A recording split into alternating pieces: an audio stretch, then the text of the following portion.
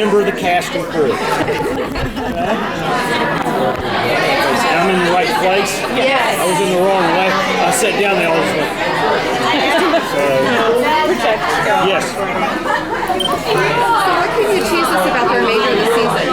I hear it's epic. What can I Tease about the remainder of the season? They all die. No, I can say, and as you've seen so far with the episodes, a lot has happened, and a lot's happened fast.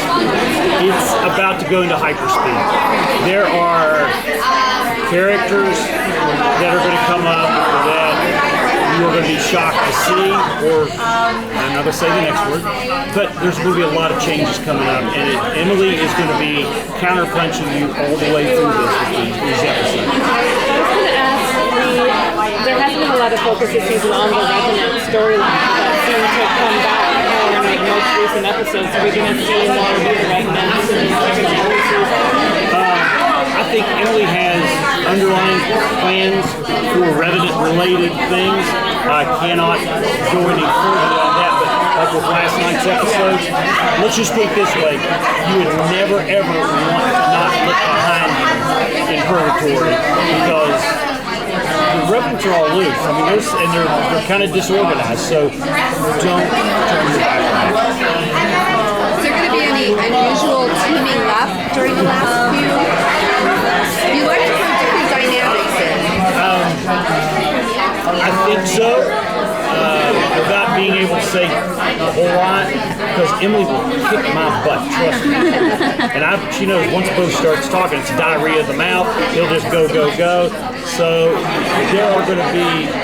there's one episode, and I will say probably towards the end of the season, that is a kaleidoscope of chaos that you all will just go, I mean, it's like Emily is sewing loose ends of the rug together for this quilt, and it will all come together, and you'll either be very thankful or just plain shocked. She's got some amazing stuff. And I watched even the dailies. I'm just sitting there, I want to call her going, how did you think of that? Where did this come from? And it makes me happy because it's going forward, but also it makes me scary that I don't ever want to cross her. You know, if she's that smart, I want no part. You know, I don't want to be on the bad side. What's it like to see it live and these characters come to life? Probably the first moment was during audition, and I saw probably 200 to 300 different actresses go for the Wynonna Earp part.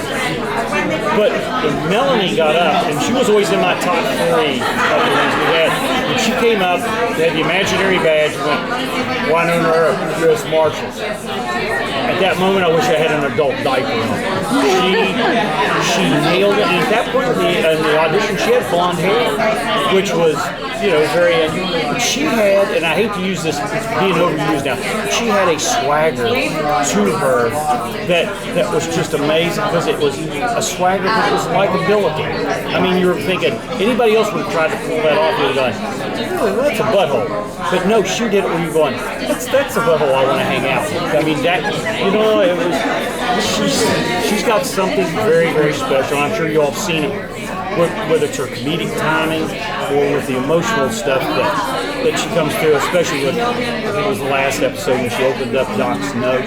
I mean, she can make you cry and she can make you laugh within a heartbeat.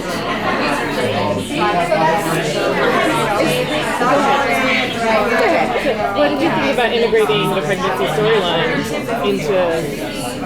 Again, Emily is smart, but Emily is also super brave, because most television series, when they have a main character that is pregnant, and that's almost one of the mild things with Wynonna Earp, is they have them sitting on the couch here, let me take care of you, that kind of thing, and they upgrade the other character. No, Wynonna Earp is hitting people in the head with her gun, she's fighting, she's taking care of business, she's still herself, and to represent not only that she as a female lead can be strong, but her as a female mother can be strong.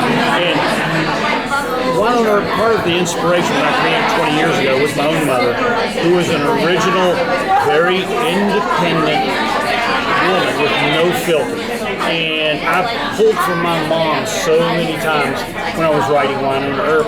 And I told Melanie, probably the first year that we were doing this, I said, it's uncanny. It's like you met my mother, understudied from her, and then probably, because my mom was hilarious, and my mom could probably come close to out-cussing Emily and Melanie. I mean, I grew up in a four-letter word was no stranger in my house. For a long time, me and my brothers thought our names were the little bastards.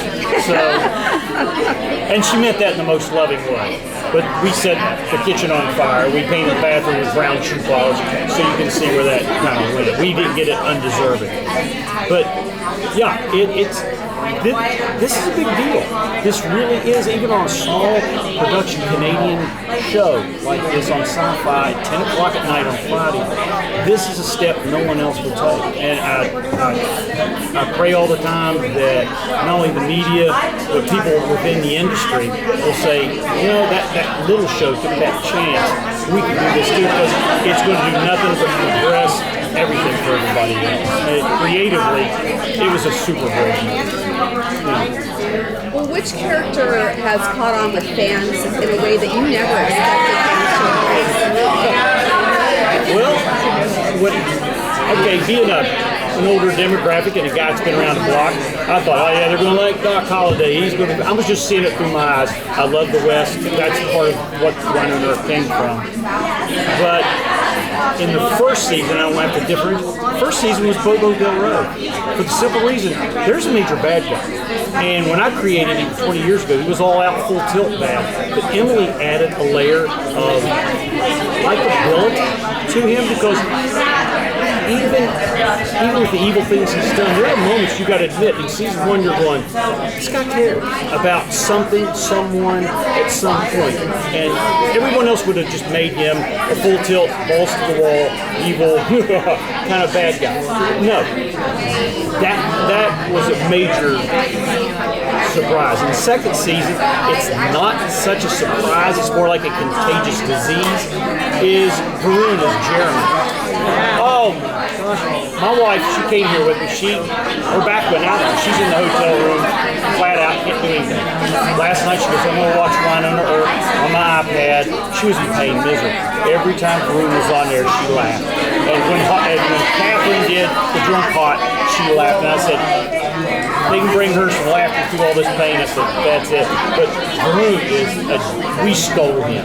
I'm not kidding. My son's calling me the scene stealer, because anytime he's in there, okay, what's he going to do? So we got a double punch. First season was Bobo, second it was Jeremy. That's my opinion.